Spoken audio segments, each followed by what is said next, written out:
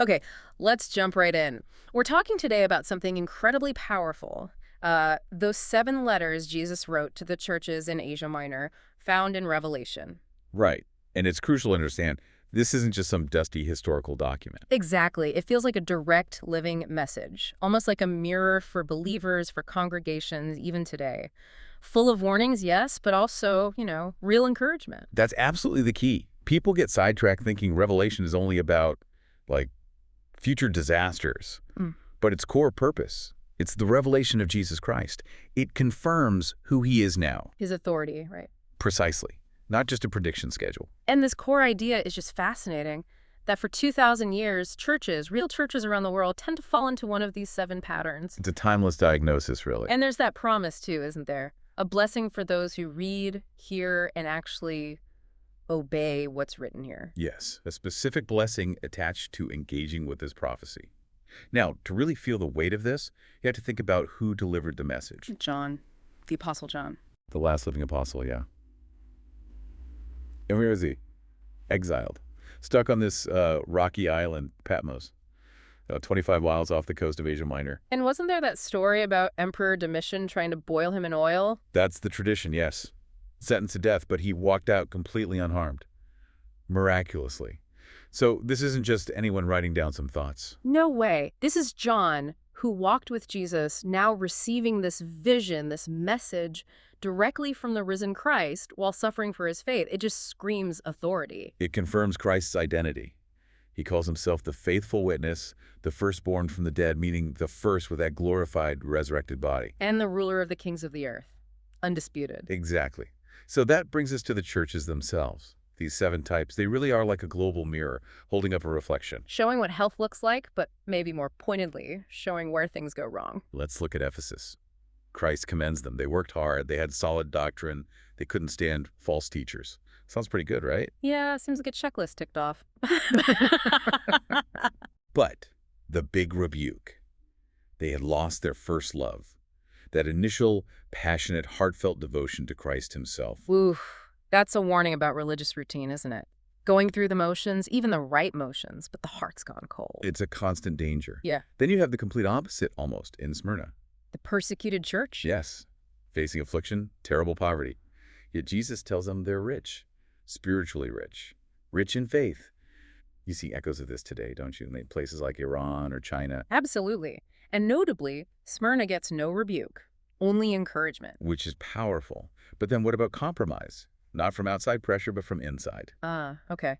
That leads us to churches like Pergamum. Pergamum and also Thyatira. Pergamum was tolerating pagan ideas, false teaching creeping in.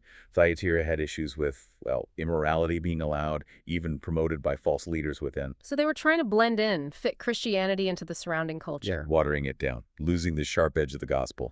Very dangerous. And then maybe the scariest one, Sardis. Sardis is chilling. Why?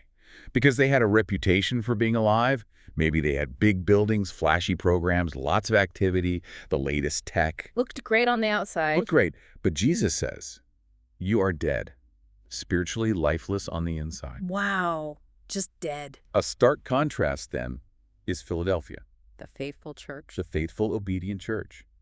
Jesus notes they have little earthly strength. Maybe they were small, not very influential by worldly standards. But they kept his word. They didn't deny his name. And like Smyrna, no rebuke for them either. Just promises, protection, praise. It shows what he values most: faithfulness, obedience. Okay, so that leaves one more. The one that often feels uncomfortably familiar, especially maybe in the West. Laodicea, the lukewarm church. They thought they were doing great, right? Rich, successful. Totally self-sufficient. Mm. We don't need anything, they said. Complacent.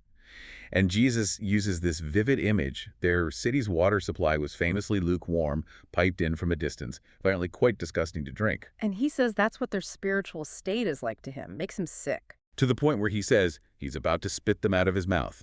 And crucially, he's outside the door, knocking, asking to be let back in. Wow. Okay, so across several of these churches, there's this ultimate warning hanging over them, this threat.